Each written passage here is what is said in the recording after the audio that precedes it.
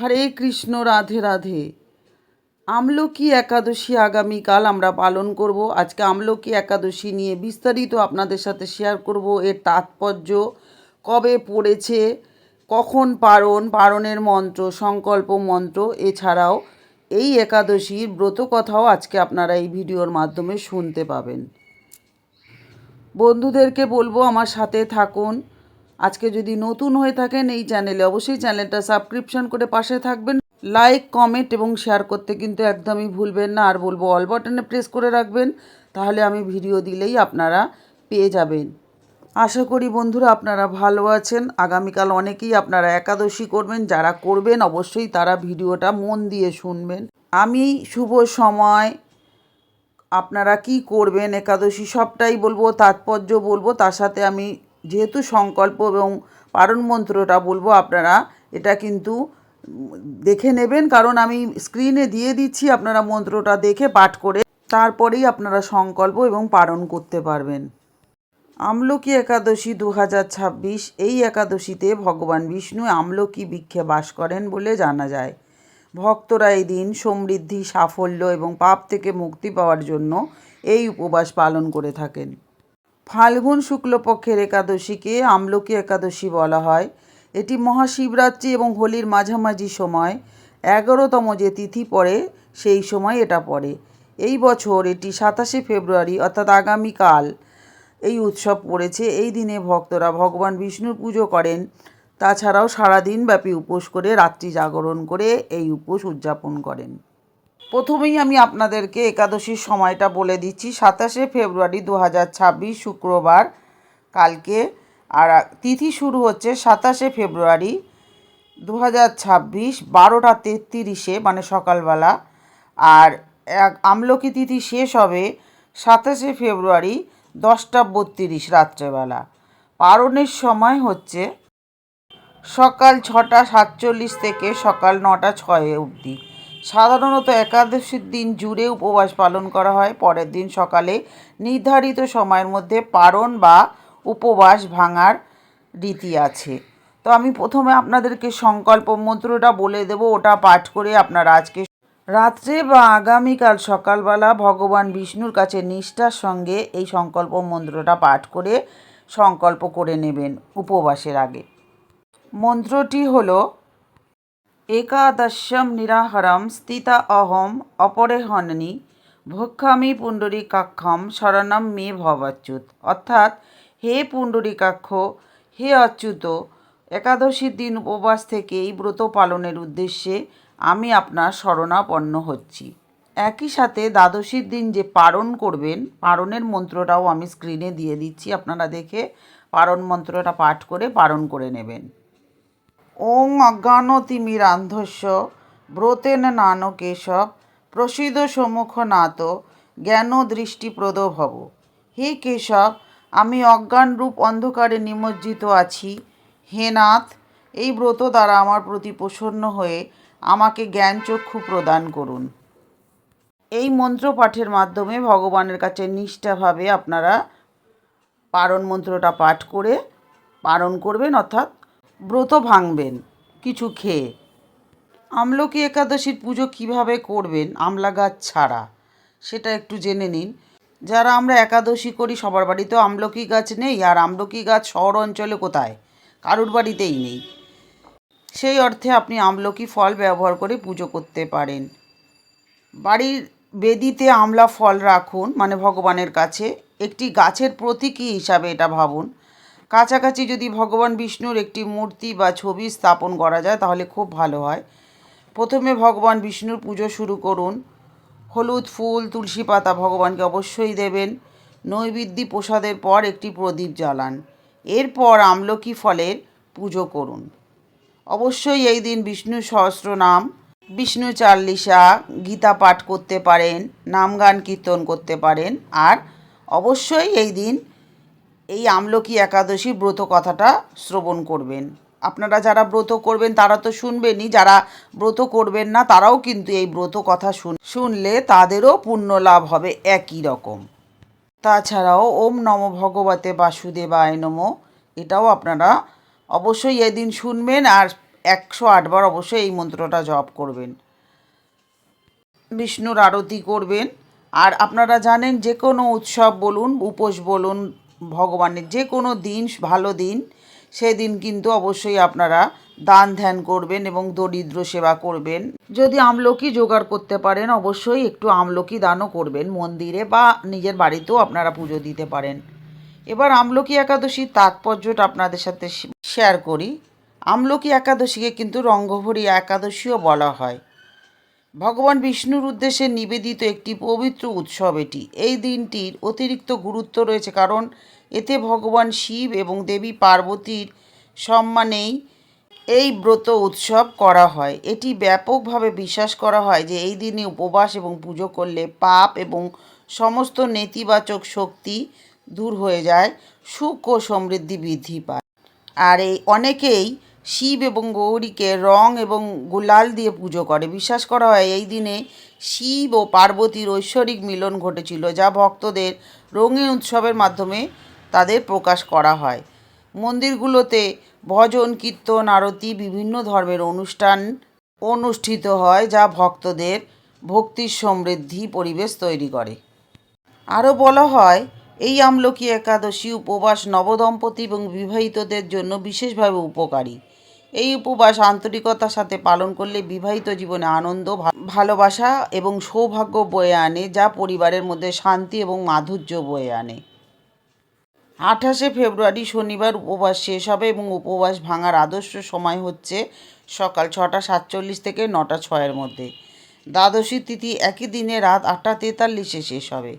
ভক্তদের এই শুভ তিথিতে উপবাস ভাঙার জন্য বলা হয়, যাতে তারা ভগবান বিষ্ণুর আশীর্বাদ লাভ করতে পারে। এইভাবে আমলকি একাদশী ভক্তি এবং বিশ্বাসের সাথে যদি পালন করা যায় তাহলে আপনারা অবশ্যই ভগবানের আশীর্বাদ পাবেন।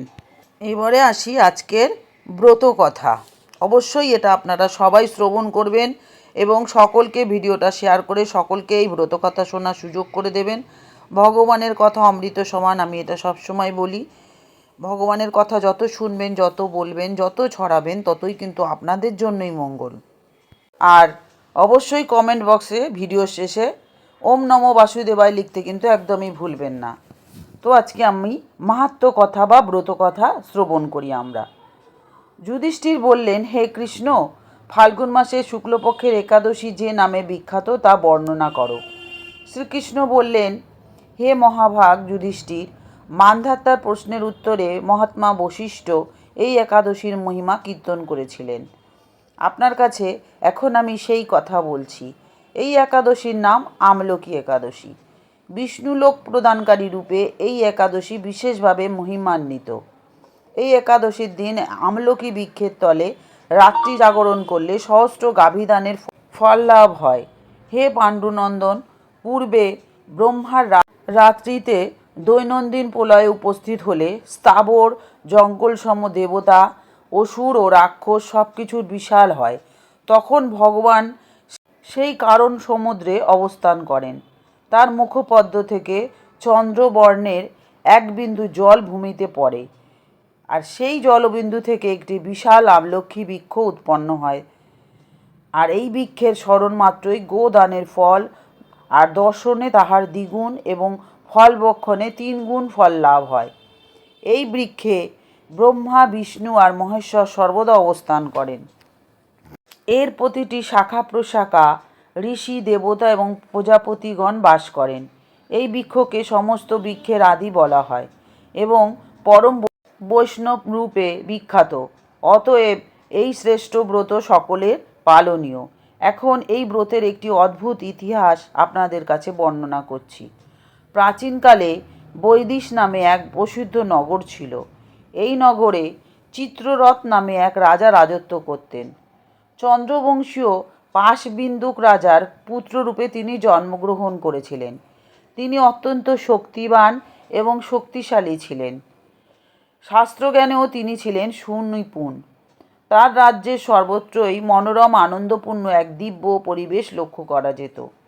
প্রজারা ছিলেন বিষ্ণুভক্তি পরায়ণ। সকলেই একাদশী ব্রত পালন করতেন। তার রাজ্যে কোনো অমঙ্গল ছিল না। এইভাবে প্রজাদের নিয়ে রাজা চিত্ররথ সুখে দিন যাপন করতে থাকেন। একসময় ফাল্গুনী শুক্লপক্ষে দ্বাদশী যুক্ত আমলকি তিথি সমাগত হওয়ায় রাজ্যের সকলেই এই ব্রত পালনের সংকল্প করলেন। ওই দিন প্রাতঃস্নানের পর প্রজাদের নিয়ে রাজা ভগবান শ্রী বিষ্ণুর মন্দিরে যান। সেখানে সুবাসিত জলপূর্ণ কলস, ছত্র, বস্ত্র, পাদুকা, পঞ্চরত্ন ইত্যাদি দিয়ে সাজিয়ে স্থাপন করেন। তারপর ধূপ দিয়ে যত্ন সহকারে মুনি ঋষিদের দ্বারা শ্রী পরশুরাম মূর্তি সমন্বিত আমলকির পুজো করেন। হে পরশুরাম, হে রেণুকার সুখবন্ধন, হে ধাত্রী, হে পাপ বিনাশিনী আমলকি, তোমাকে প্রণাম। তুমি আমার অর্ঘ্য জল গ্রহণ করো। এইভাবে দিনে যথাবিধি পূজা, স্তব, স্তুতি, নিত্যগীত করে রাজা ভক্তি ভরে সেই বিষ্ণু মন্দিরে রাত্র জাগরণ করতে লাগলেন। এমন সময় দৈবযোগে একটি ব্যাধ সেখানে উপস্থিত হয়। পূজা সামগ্রী সহ বহু ব্যক্তিকে একত্রে রাত্রি জাগরণ করতে দেখে তারও কৌতূহল হলো। সে ভাবল এসব আবার কী ব্যাপার।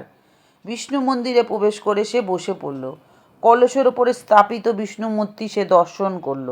ভগবান বিষ্ণু এবং একাদশীর মাহাত্ম্য সে মনোযোগ দিয়ে শুনল। সারাদিন ওই ব্যাধ কিছুই আহার করেনি। এইভাবে ক্ষুধায় কাতর হয়ে সেখানে সে রাত্রি জাগরণ করল। পরদিন প্রজাসহ রাজা নগরের দিকে যাত্রা করলেন। সেই ব্যাধও তার গিয়ে ফিরে গেল। এরপর এক সময় ব্যাধের মৃত্যু হলো। একাদশীতে রাত্রি জাগরণের ব্রতের প্রভাবে সেই ব্যাধ পরবর্তী জন্মে এক রাজ্যের অধীশ্বর রূপে নিযুক্ত হলো। জয়ন্তী নামে এক নগরী ছিল। সেখানে বিদুরথ নামে এক রাজা বাস করতেন। ওই ব্যাধ বিদুরথ রাজার মহাবলী পুত্র রূপে জন্মগ্রহণ করেন। তার নাম হয় বসুরথ।